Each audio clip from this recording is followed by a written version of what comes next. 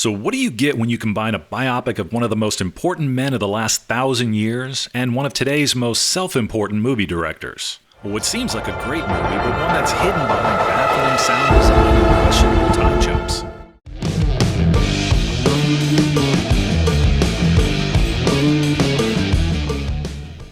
Based on the novel American Prometheus, written by Kai Bird and Martin J. Sherwin, Christopher Nolan's Oppenheimer is a sprawling 3-hour-long biopic of J. Robert Oppenheimer, head of the Manhattan Project and father of the atomic bomb. The movie spans from Oppenheimer's time at Cambridge to Stanford through his time at Los Alamos and eventually to Princeton after the war. The cast is otherworldly, starting with a breathtaking portrayal of Oppenheimer by Cillian Murphy. Murphy's been a Nolan regular for a while now and has been excellent in everything he's done, but he basically became Oppenheimer here. It's one of those uncanny performances that, coupled with his look, makes you lose sight of the fact that you're watching a portrayal and not the person themselves. He'll undoubtedly be nominated. Likewise, Robert Downey Jr. was incredible as Lewis Strauss, chairman of the Atomic Energy Commission. I expect he'll be nominated as well. As usual, you get great performances by Emily Blunt, Matt Damon, Jason Clarke, Tony Goldwyn, and a host of familiar faces.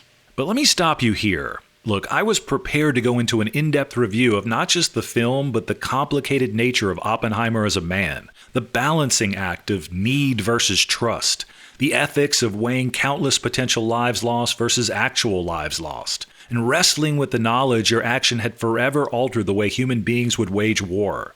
But my damn ears are still ringing hours after leaving the theater, and I'm kind of pissed about it. So I think we're going to focus on that instead.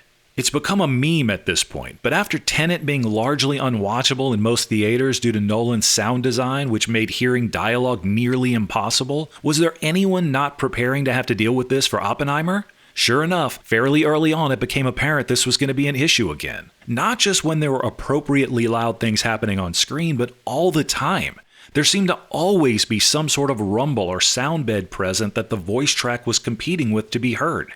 And since it's a Nolan movie, it's complicated, often needlessly so. With Oppenheimer, Nolan decided to tell the story in a non-linear fashion, jumping from 3 distinct time frames without ever telling you when each was taking place, all the while introducing a cornucopia of characters. Did I mention one of the time frames was in black and white, even though it took place in the middle of the 3 time periods, causing confusion for no reason? So unless you'd read the 721-page doorstop of a book the movie's based on and were already versed in Oppenheimer's entire life story, you kinda needed to be able to understand what was happening on screen. So when Nolan purposely added, "Hey, good luck hearing the dialogue, asshole," to the difficulty rating, it was a bit much to deal with. Now, Nolan has addressed this previously. When asked about some of the dialogue being inaudible in Interstellar, he said, "People always look for something to complain about. I fully accept and have no problem with people not liking something, but they should never try to imply that I don't know what I'm doing or haven't done it carefully, because I have."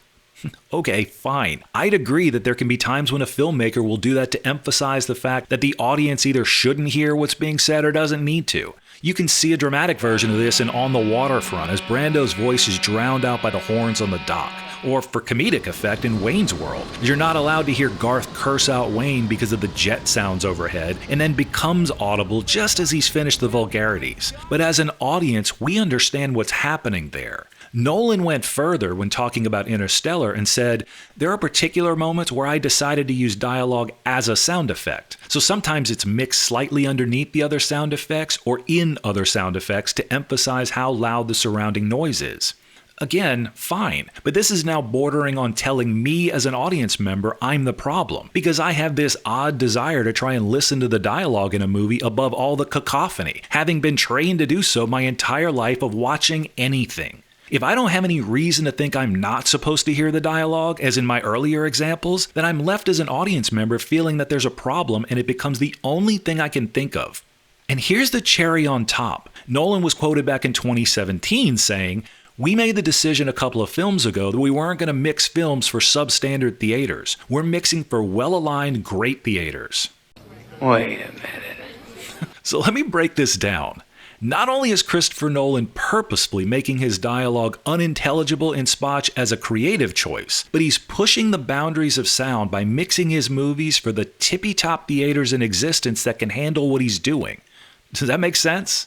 So unless you see his movies in a high-end IMAX theater, which obviously removes the vast majority of the entire audience that buys tickets to his films, then you're going to be left with an experience that purposefully leaves you in the dark. Either because Nolan meant for you not to hear it, which you may or may not even realize given the way he tends to do it, or because he thinks so little of you as a ticket buyer that he knowingly mixed his movie in such a way that you wouldn't be able to hear it correctly in your normal theater. There's a technical term for this kind of person. You pompous, stuck-up, snot-nosed, English, giant, twerp, scumbag, fuckface, dickhead, asshole! To be clear, Oppenheimer is in no way near Tenet in this regard, but it does suffer from the same issue pretty often. There was a particular scene while at Los Alamos where an off-screen noise began which was located to the back right of the soundscape. It had absolutely nothing to do with what was happening on screen and wasn't any particular mechanical noise. But it became so loud that I actually turned to see if the theater's AC unit had begun to malfunction and drop out of the fucking ceiling. It continued into the next scene a bit and then just ended. It was baffling. And yet, there were several scenes where the sound as used by Nolan was extraordinary. Most notable was the test detonation at Trinity where the scientists and staff were miles away from the blast and witnessed the explosion and light well ahead of the sound and blast wave, which got to them 30 plus seconds later. In between the blast and the sound wave was almost total silence for the first time in the movie. It was haunting.